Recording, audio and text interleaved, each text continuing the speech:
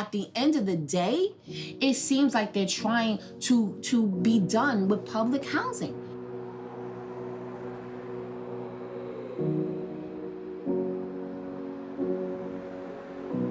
Living in a NYCHA development back then, you thought you had the best life because you would walk out your house and there's your own playground. And it's not until you're older, until you see your parents struggling to get things fixed in your house. This is the Upper East Side.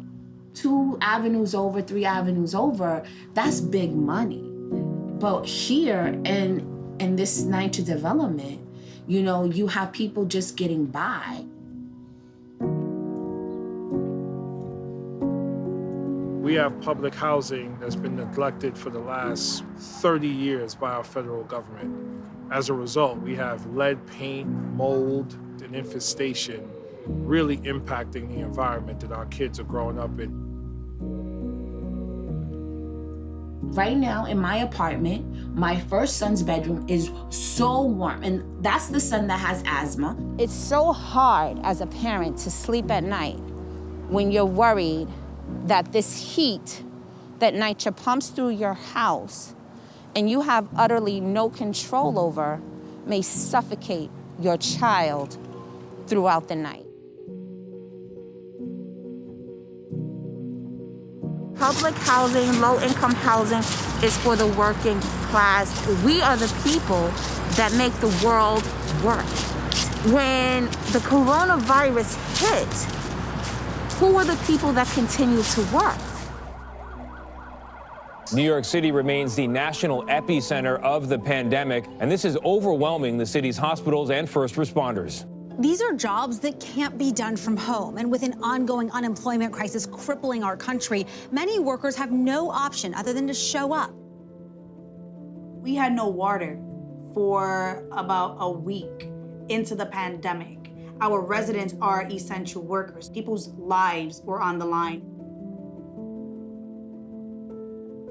We always think that we're second-class citizens. That's how we feel. But then to see it during a pandemic was like even worse. Our neighbor from the 9th floor, she passed away from COVID.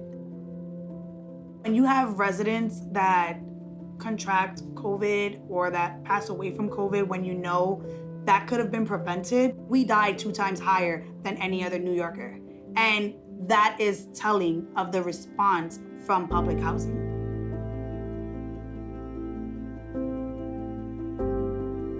As it's transitioned to be home to 88% people of color, we've seen massive disinvestment in public housing. You have 600,000 New Yorkers, that's 1 in 12 people, that are residents of public housing. These are our streets, these are our people, we are going to take care of you. And I think that's what keeps New York City the way that it is. Like, we fight back against gentrification, we fight back against rezoning, we fight back against police brutality. NYCHA, there's 326 buildings throughout New York City. It doesn't matter where you live, because if it affects one of us, it's gonna affect all of us. We want better because we know that the federal government can do better, and we deserve better.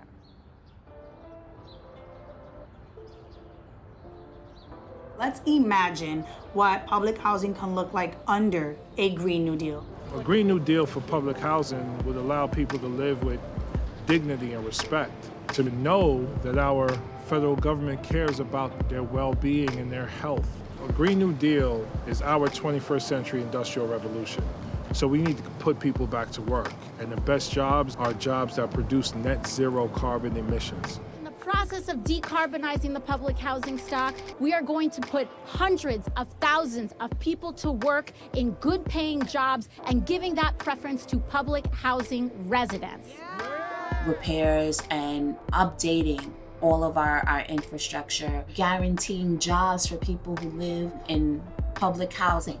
For us as residents, we have the talent, the skills, and some of us even have the licenses to conduct some of these repairs ourselves. We're just not afforded the opportunity to do so. People want to invest in their communities. They want to take ownership of their communities. In New York City, public housing is over 2,000 buildings. I do want to see solar panels on our rooftops. I do want to see the lawns back, gardening opportunities, agriculture, pollination gardens. You're not just doing this for yourself and for your immediate community, but you're doing it for the global community. We are brave. We are activists. I am proud. So there's no shame in the fact that I am standing here telling you I live in NYCHA. But with a Green New Deal, things will change. We are looking towards the future. Each NYCHA development in some way looks the same, but in some way also looks different. But they all have gates around them, like you are caged. We need to be free. You want to walk out. I wanted to feel not, like Central Park. You walk out and it's just open and it's just beautiful. Things are fixed and you don't have anything trying to kill you. The mold is gone. Everything is it's as it should be. We all have to pressure the Biden administration from both inside and outside of Congress to make sure he continues to move on implementing a Green New Deal. And I plan to be a part of applying that pressure.